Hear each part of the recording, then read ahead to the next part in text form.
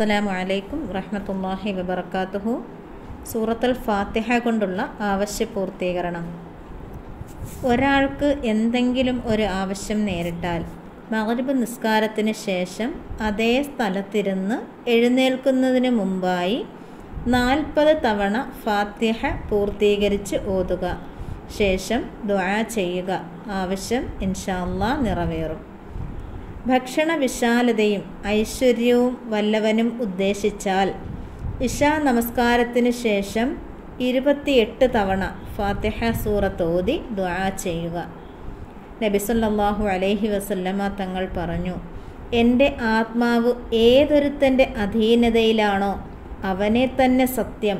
തൗറാത്തിലോ ഇഞ്ചീലിലോ ഫുർഖാനിലോ ഇതിന് ഈ ഫാത്തിഹയ്ക്ക് തുല്യമായതിനെ ഇറക്കപ്പെട്ടിട്ടില്ല. ഇതുതന്നെയാണ് സബഉൽ മസാനിയും എനിക്ക് നൽകപ്പെട്ടിട്ടുള്ള ഖുർആനും. ഇബ്നു കസീർ. പിശാച് 4 തവണ ഉച്ചത്തിൽ കരഞ്ഞിട്ടുണ്ട്.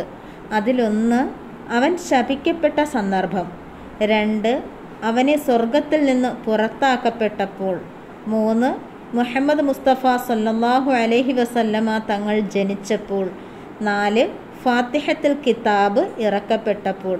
മുഗ്നി. ഫാത്തിഹ സൂറ എല്ലാ രോഗങ്ങൾക്കും ശമനമാകുന്നു. നീ ഉറങ്ങാൻ വിരിപ്പിലേക്ക് ചെന്നാൽ ഫാത്തിഹയും ഇഖ്ലാസും ഓതുക.